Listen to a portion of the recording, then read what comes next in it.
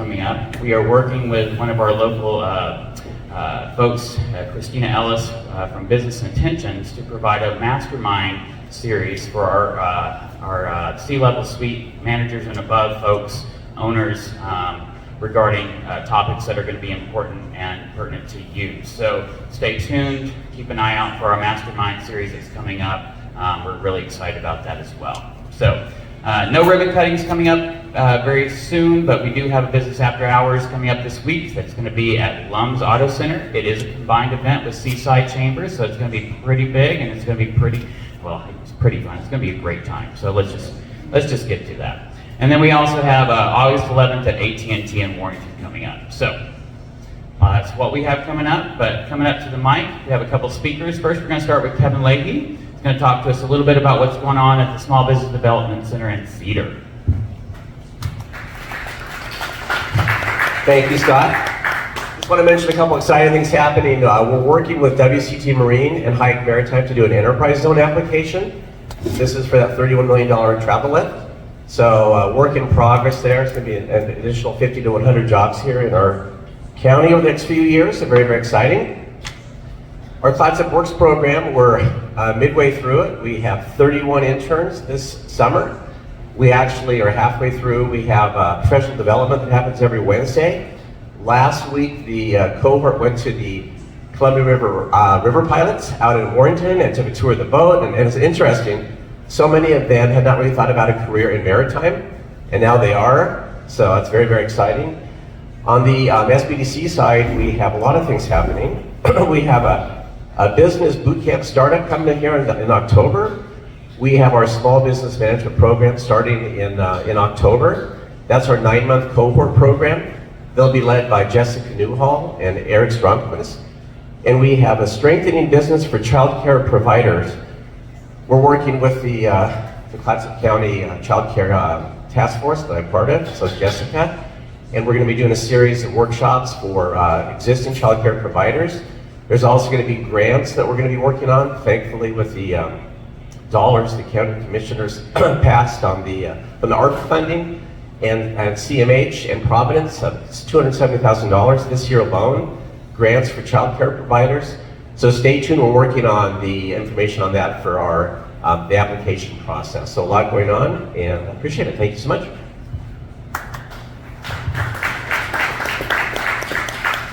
And our second 5-minute mic today is Bruce Jones.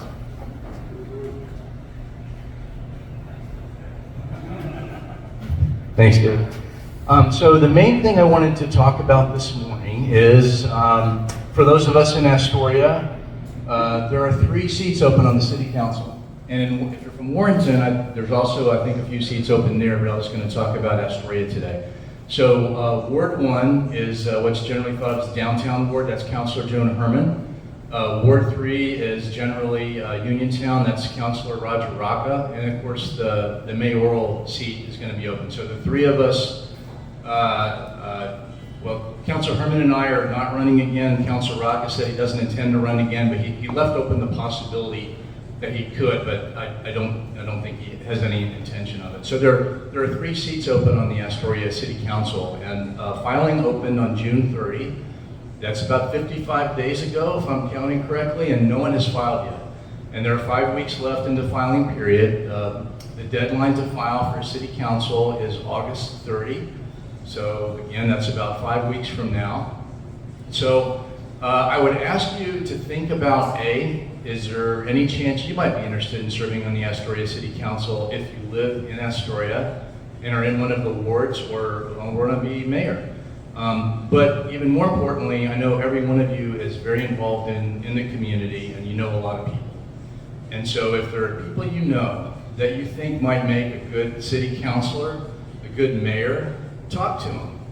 I never had the slightest interest in local government, and certainly not for running for office. And the only reason I ever did is because people came up to me when I was retiring from the Coast Guard, and they asked me to run for city council. And so I went to some meetings, and I decided, this is actually pretty interesting stuff. I think I could do that, and I think I would enjoy it. And I have. But I never would have thought of it if no one asked me to. So if you know people, and I know you all do, every one of you could probably name a dozen people that are smart, that are civil, that care about our community, that care about policies that affect us, our economy and housing, and just keeping the city government running smoothly and in a collegial way. So if you know who some of those people are, ask them to run. I don't know. There have been people that talked about running, but they haven't filed yet. So I have no idea if they are. And what sometimes happens, unfortunately, if you have an election cycle where no one is filing and it gets close to the deadline, all of a sudden you have frankly nut jobs come out of the woodwork and put their names in. I mean, that happens. Or you have people that are in it for the wrong reasons. You have people that are in it because they have one thing they just hate and they're going to kill that thing. They're going to stop that thing. But they really have no interest in government, be part of a team and working on the things like making sure the sewers run and the water system runs and the roads are paved, which are really the basic functions of our government. So what you really need on the city council is people who are collegial, who are civil, who really want to make a difference in our community and willing to do some hard work, but also contribute to the community. So if you know any of those people, ask them to think about running. It really is important. And a bad city council makes it really difficult to get things done. And when I say bad or good city council, I could care less what anyone's politics are. I don't care if you lean right, if you lean left. You just have to be someone who can work as a team, can be collegial, can be civic-minded, and do the best that you can for our community. So I would encourage you, if you're in one of those wards, think about filing.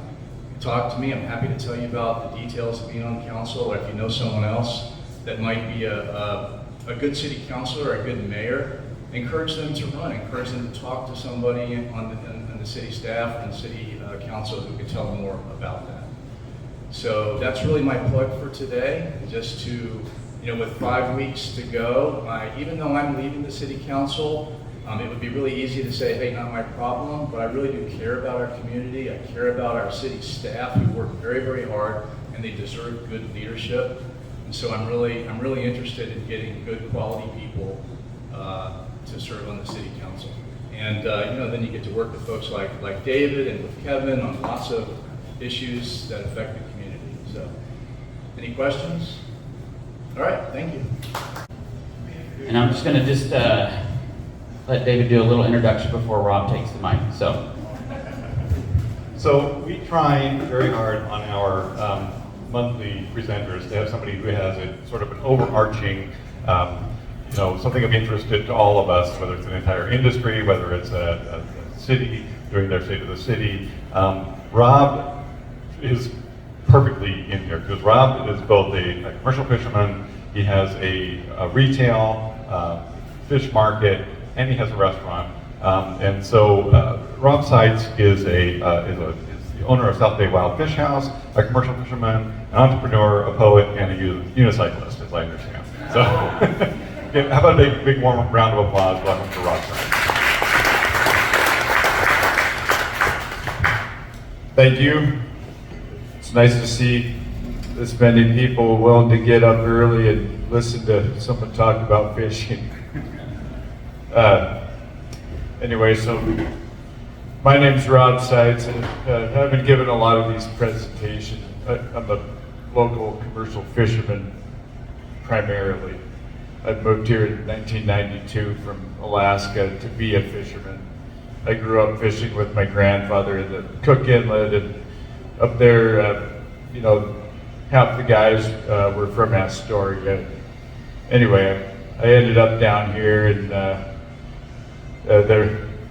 my original intent was to get on an albacore boat that was headed for the South Pacific, but luckily my Alaska money ran out before albacore season rolled around, so I ended up having to get a job locally. I've been fishing here ever since. So anyway, the state of fisheries in Astoria is what I was told to talk about. So I organized my little outline here. I wanted to talk about a little bit of the history of fishing management, and because in order to understand how it got the way it is now,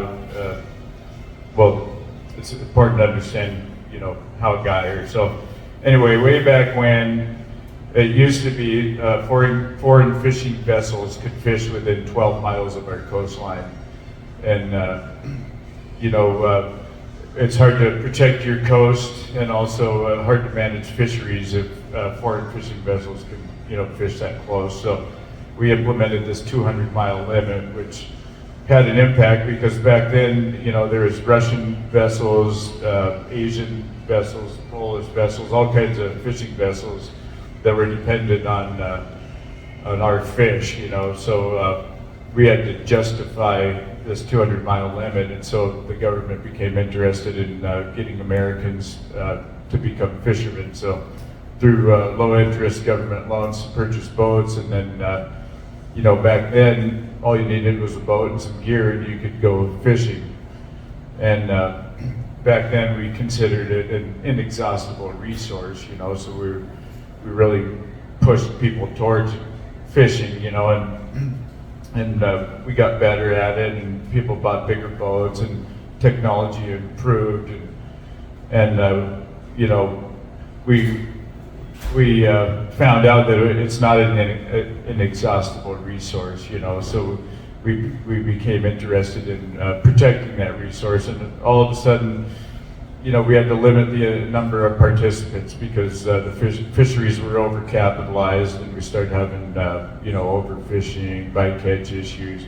The more we did stuff, the more we knew what we were doing wrong, and so anyway, all of a sudden these rights to catch fish that were once free became, since they were limited, if you wanted to participate, you had to get access to fishing rights. So that it's permits and different management schemes, I guess, So anyway, we ended up in this situation where it's baby boomers that started out in the fishing, and they are the ones that ended up with the fishing rights because they were the ones that owned the boats, And so it created a bit of a problem for the next generation that came, because all of a sudden they had to buy these permits that were now more expensive than they were when they were originally issued, and everything got more expensive, So we kind of ended up in this kind of a sharecropper arrangement, There's a lot of guys in my generation working in the industry. It was hard to buy your way in, with the money you could make, and so a lot of guys like myself included ran boats for other guys and didn't have ownership in the fisheries, and that it created this scenario where the guys that owned the fishing rights hadn't fished for a long time, and it worked for a while, but now we're in this situation where it's hard to find workers, and a lot of these people that own the fishing rights, they're becoming interested in selling more now, because it's not the money-making endeavor that it used to be when you have to pay somebody to run your boat, which, in my opinion, is creating a good situation because I'm an owner-operator. That's the way I think that our coastal communities are best off is if we have lots of small businesses that are owned by local people. And I think in terms of sustainability and stuff, it's better if you have the people that are doing the fishing have ownership in the fisheries, because then the decisions they make are better, as far as protecting the stocks and keeping a healthy biomass to, keep fishing on. So anyway, we're in this situation now. They call it the graying of the fleet. There's a lot of guys, I'm one of the younger guys, and there's not a lot of use choosing this. We push kids towards college a lot, and so there's not a huge amount of kids getting into fishing. And the way I look at whether fishing is doing good and if it's good for our communities and for my ideals, I think it's important to consider whether or not a person working in the industry can afford to buy their way in. And you know, for a long time, it was hard. It was almost impossible to do, and I see that changing now. So you know, when I allow myself to feel optimistic, you know, I look at that. I really think, you know, we've gone through this struggling time. Because, you know, the first generation that started fishing, you know, they got to approach it as if they were never going to run out of fish, you know. And then the next generation was kind of the reckoning generation, you know, where we had to make a bunch of changes and learn that, you know, we have to protect these stocks, we have to keep the ocean healthy, and, you know, but now all of the fisheries that we do locally here were in trouble sustainability-wise for a variety of reasons, but now they're all sustainable. The stocks, I mean, right now we're in a time of abundance like I've never seen in 30 years of fishing here, you know. I mean, I have shrimp on the boat right now, 55,000 pounds of shrimp. It took me a day and a half to catch that, which is incredible to me. I mean, and I haven't made a trip longer than 2 days all season long, and I've been filling my boat regularly, you know, so that gives you an idea. And I mean, everybody's doing that. It's not just because I'm an exceptional fisherman. So anyway, the way I broke this down, I wanted to give you an idea of the, you know, what it's like for fishing overall, and then there's the primary fisheries we participate in here locally. I have it as pink shrimp, groundfish trawl, Dungeness crab, and then albacore, which there's salmon fishing, you know, and a lot of local guys go up to Bristol Bay and do that, but there's not many, you know, really viable salmon. Well, I guess the trolling, they're doing pretty good this year, but I haven't been involved in it, so I don't know that much about it locally.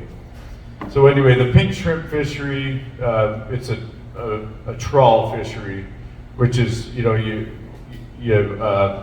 drag a net across the bottom of the ocean, you know, and scoop up whatever's in front of it. And trawling had a bad name for a long time, you know, and for good reason, because with a shrimp net, the shrimp we catch around here, they're the little small ones, you know, so to have a net that'll retain small shrimp, it has to have a small mesh size, which also means that it's going to catch everything else that is in front of the net, you know, besides the shrimp. So we had bad bycatch issues in pink shrimp for a while, and but it was since shrimp is so small and everything else that you're trying to avoid is so big, you know, it's easy to build an excluder that will only retain shrimp and excludes the rest of the fish.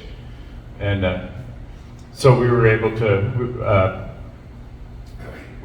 come up with these simple grates, you know, that eliminated pretty much all the big fish that we would catch in a shrimp tow.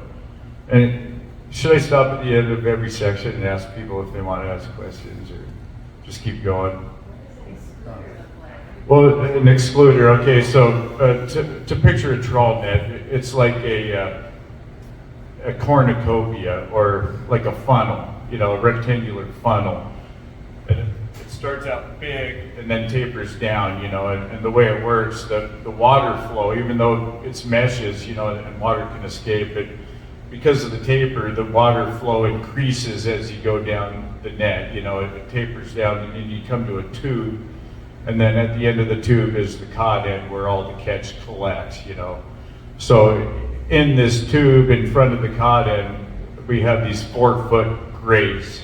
It's a round grate, and it has bars going from top to bottom, and they're spaced at 3/4 of an inch apart, you know, and this grate is in the tube at an angle, and then there's a big hole at the top. So everything coming down that net, you know, the fish or the shrimp can go through the bars, and the fish hit it, and they're forced to go up and out through the hole.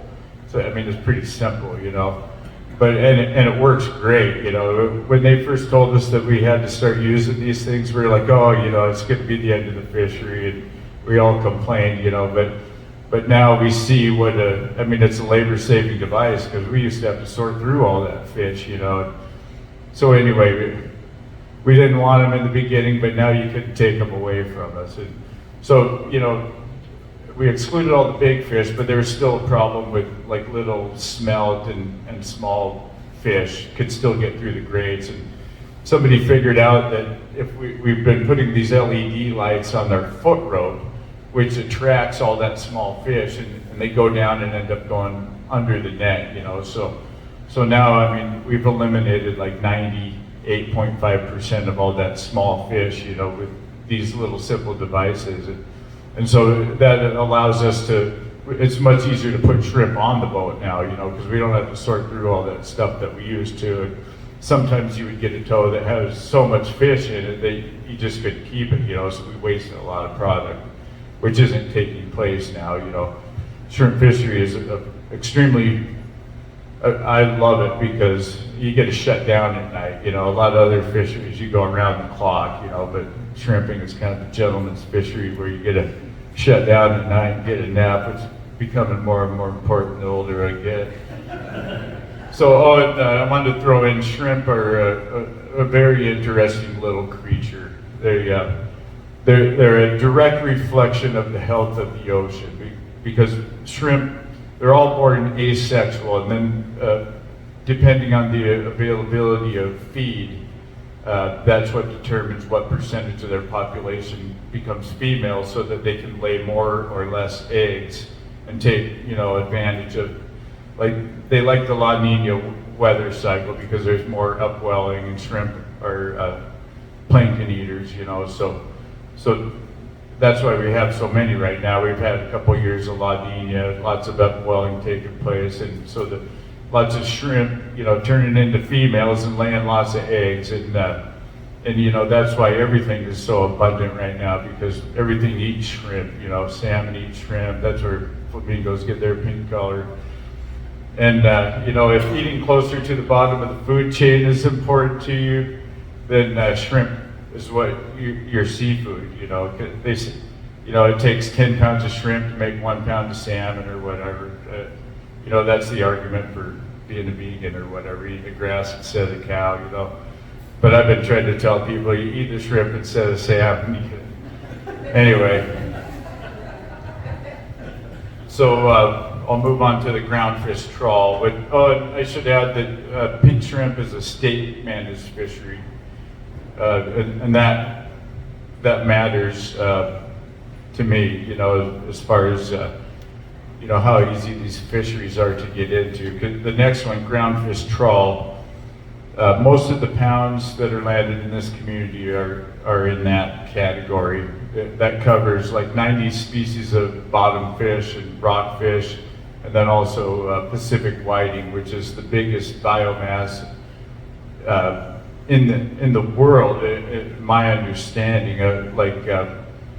You know, there's a huge body, like hundreds of millions of metric tons harvested every year of Pacific whiting. And you know, when you think of fisheries, I kind of break it down into two. There's like an artisanal fisheries, you know, there's, you know, small volume, and they don't really feed a lot of people, but this is an industrial fishery that really feeds the masses. You know, it's cheap protein that traditionally has gone to Eastern Europe, and I mean, it's what they make imitation crab out of. They turn it into the surimi. It's a colorless, odorless paste. They used to send it to Russia. Well, actually, 85% of it goes to Russia until, you know, the Crimean War, when we started boycotting them. But then it would go into the Ukraine and then get shipped into Russia. But now, you know, the whiting fishery is in turmoil right now because of all that stuff that's going on over there. So anyway, that and it's a midwater fishery. Groundfish trawl, you know, there's two kinds of trawl fishing, you know, where you fish on the bottom and then you fish in the midwater off the bottom, because there's kinds of fish that school up and they come off the bottom. And midwater trawling tends to be a lot cleaner, like, you know, because these types of fish that school up, it's usually just one kind of fish, you know, so you can, the bycatch problem isn't as much of a problem with midwater fisheries. So, and then, so that whiting is midwater trawl, and then these other ones like sole and cod, they're bottom fish. They live right down in the mud. That's why they call it ground fish. It's not like fish hamburger. It's because they live on the ground. Even though it's underwater, they call it the ground. So anyway, petrale sole, Dover sole, those are examples of the flatfish that we catch, and then there's black cod, lean cod, true cod, 90 species, like I said, you know, and I didn't time myself on this presentation either. If I get close to my time, then let me know, please. I'll stop talking. So anyway, we had a real bycatch issue with this fishery and also habitat. You know, back in the day when everyone was just gung-ho to catch fish, you know, we were mowing over coral reefs and you know, and the way they managed this fishery, like I said, there's 90 species. They would figure out like what you could harvest out of each species, and then you would have a limit for every month, you know, and so you would fish, and usually you'd catch one of them first, you know, so as you were catching the rest of the fish, you'd have to throw all those over, you know, and then as you got towards the end of the month, you're scratching them off the list, you know, you're down to just trying to catch one thing and throwing everything else over, you know, and so it was very wasteful, you know, and I mean, we had to come up with a different way of doing it, you know. So what we did on the habitat destruction, that was easy. We just made areas that we weren't allowed to fish anymore, you know. Some of them were based on habitat, like coral and stuff we wanted to protect, and then other ones were based on where rockfish were the ones that were being depleted fastest, and so we set aside areas that were in the depths where rockfish tend to have you know, exist, and we stayed out of there for a long time.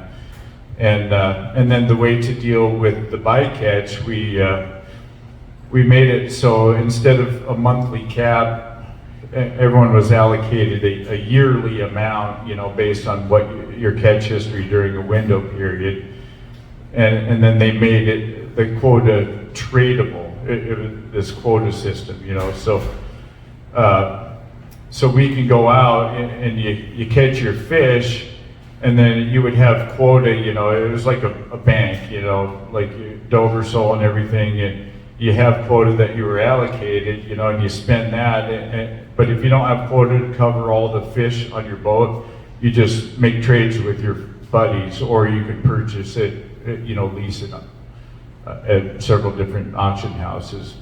So anyway, you know, it eliminated the waste of fish, but it also created some complication and expense. You know, we're required to carry federal observers 100% of the time, which cost, it was $550 a day last time I was doing it. You know, we had to pay NOAA to manage our fishery, and if you were in the generation that was not allocated quota, you had to lease everything you would catch, you know, and that's why I don't participate in that fishery anymore, because the expenses were more than I was making, you know, a lot of times, you know, and in my opinion, this is a federally managed fishery, and I think this one especially is it's going to run into hard times, because you know, a lot of people back in the when they started limiting what you could catch and access to fishing rights and stuff,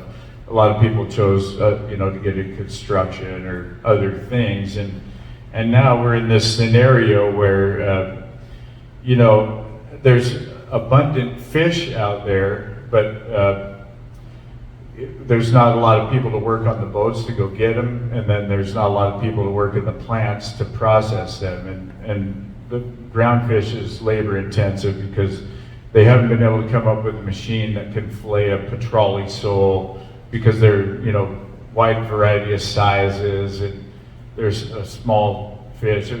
You know, you can't get away from doing it by hand, and there just isn't that many people that are good filleters locally willing to do it, you know, so it ends up being a workforce from out of this country. And those are even getting hard to come by these days, you know. So anyway, I think, I don't know what's going to happen with that fishery. You know, it's kind of moving to, because of all this expense and stuff, we've seen a lot of consolidation. So there's fewer boats, bigger, and a lot of them are owned by, you know, people in Seattle or people out of our community, you know. So it used to be a lot of smaller local boats making smaller deliveries throughout the year, and now it's more of a, you know, bigger boats, non-locally owned, harvesting, you know, large quantities in between their other seasons, and so, you know, in my opinion, that's had a negative impact on community and you know, the young up and comers. So anyway, I'll move on to Dungeness crab. Crab is doing really well. Dungeness, you know, there's a really record high price this last year, and that was due, I think, a lot to, they cut back red crab up in Alaska and Apelios quite a bit. They shut down red crab and then cut back Apelios like 80%, and that's the one that competes with Dungeness crab mostly. So we started out with like a $5 a pound price, you know, and there was a lot of crab here at the river. So, I mean, there was a lot of guys that put in $1 million worth of crab in the first 2 months of the season. And, but it sounds like the market is coming back to normal a little bit. It sounded, you know, I think it was driven up a little bit because there was, last year, the price of fuel was a lot lower. There was still a lot of people that had free government money to spend, you know, and they weren't working as much. Anyway, so the economy's coming back to normal where people can't afford to pay that much for crab, and I think that's readjusting, but it's still a really good fishery. The stocks are in good shape. It's always been sustainable because it's a pot fishery. Everything comes up live, and you know, we throw the females in the non-legal males back.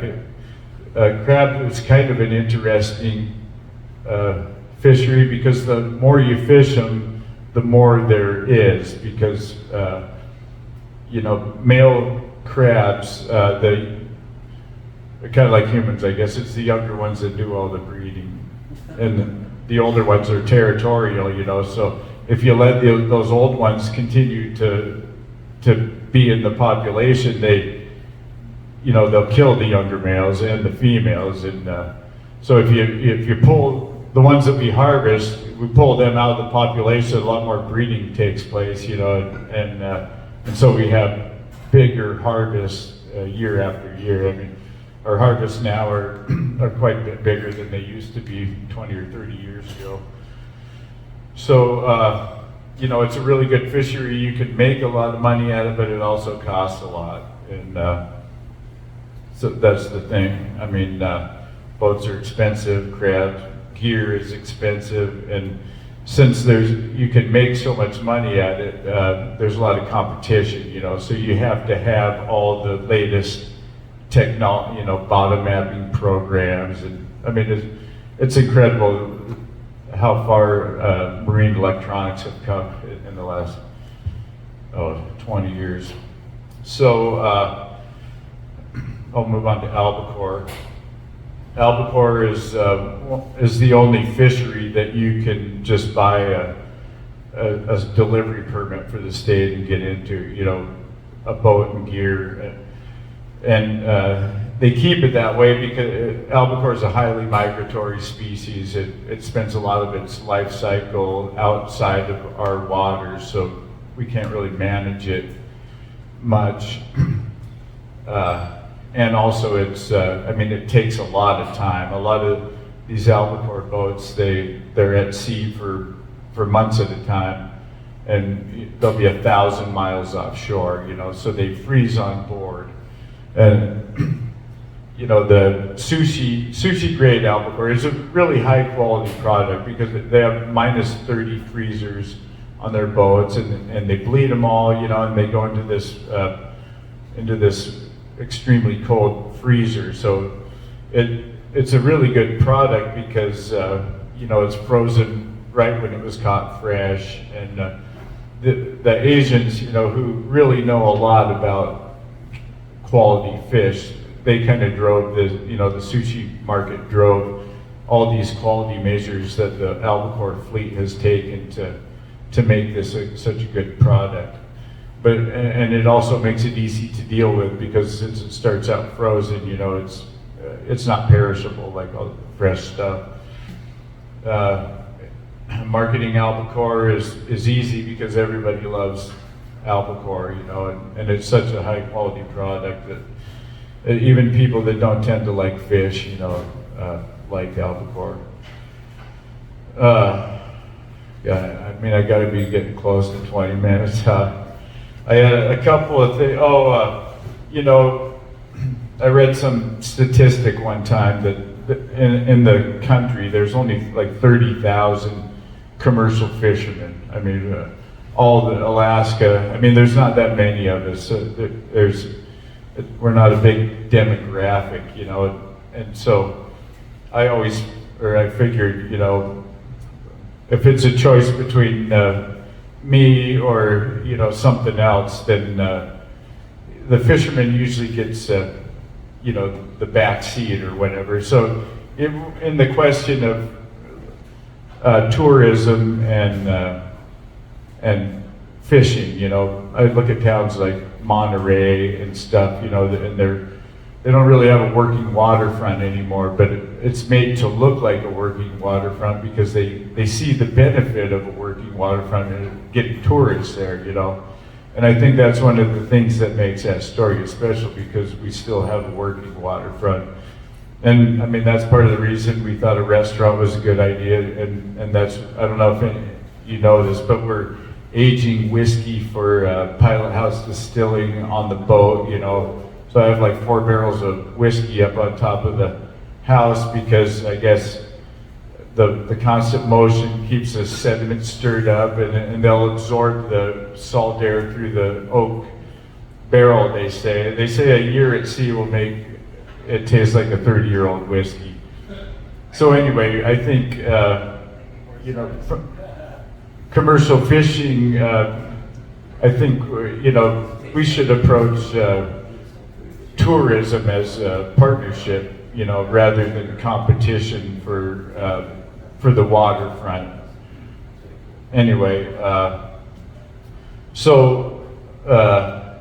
one thing I've never allowed TVs on the boats that I was on because, I don't know, a variety of reasons, but I've always been a reader, and I try to read books for pleasure, but also books for education, I don't know, the masochistic side of me doesn't mind reading a book about economics every once in a while, And this one I've been reading, they talk about, value creators and value extractors.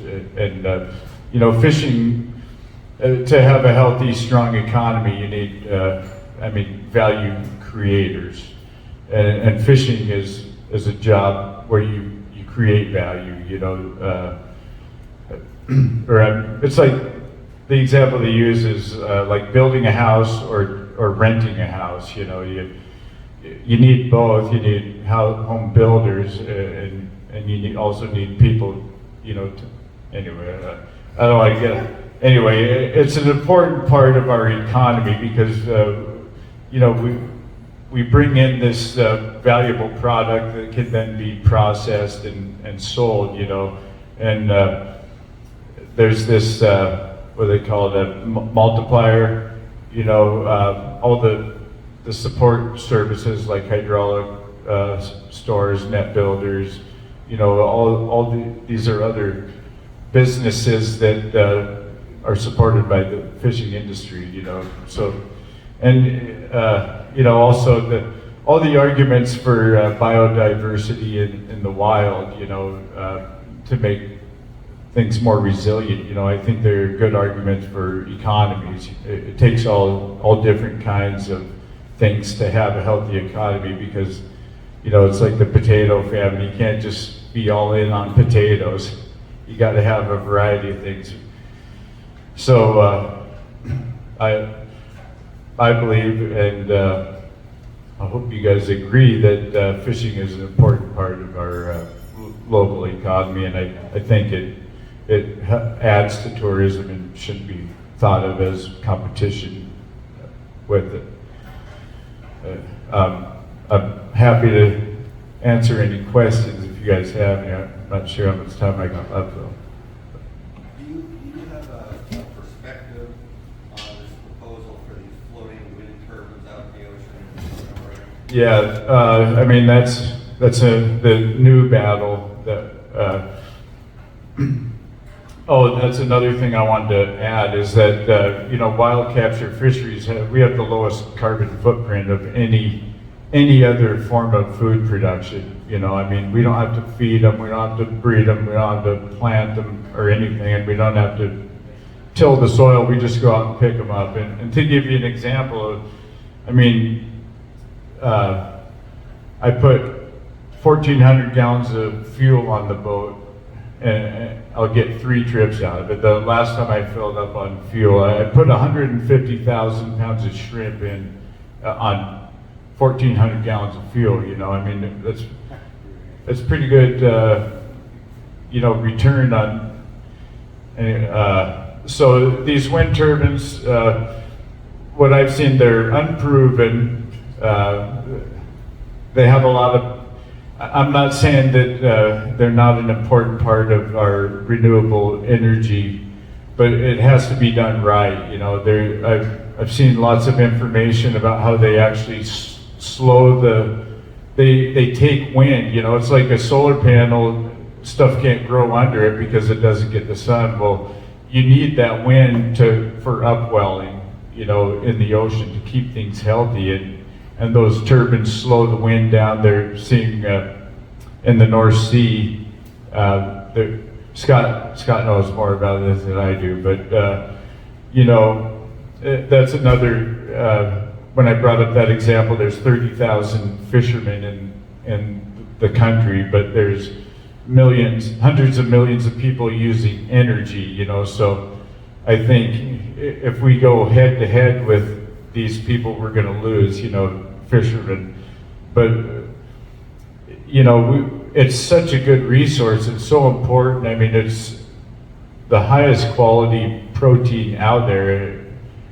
I mean, I'm pretty confident the doctors will say that. You know, we risk losing a lot of that. You know, there's a ton of unanswered questions. I'm not saying that we you know, it's not going to play a part in our renewable energy, but I think we have to be really careful about how we do it, because there's a lot of things we don't understand, and there's not a lot of data out there, you know. So anyway, I mean, we got to have good, clean energy, but we also have got to have good, clean food, you know, and I don't want to risk losing what we already have for an unknown. You know, that's how I look at it. Okay. Now, off topic, when you were introduced as a poet, is there any way that we can find your poetry?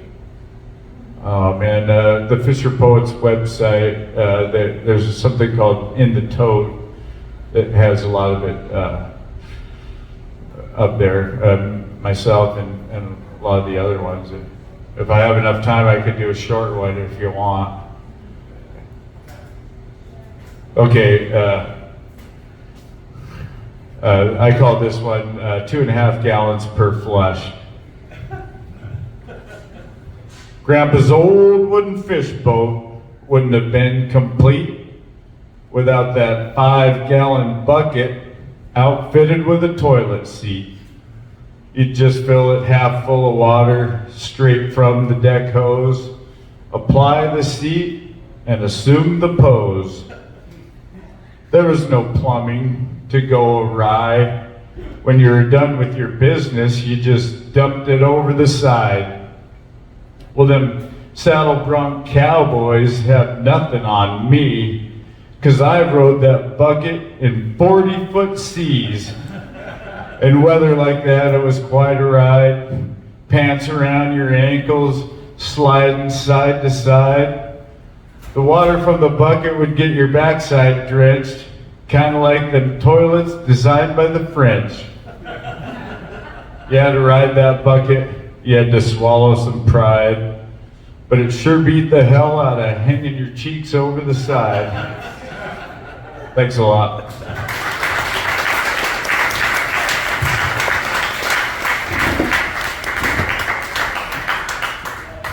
Probably not that one, but I heard Rob making arrangements with Kevin to do some poetry at the Fisherman's Memorial during Regatta coming up. So I do want to hand the microphone to Kristen, our event coordinator.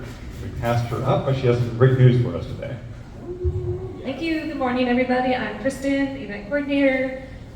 Great Columbia Crossing 10K. We're taking registration right now.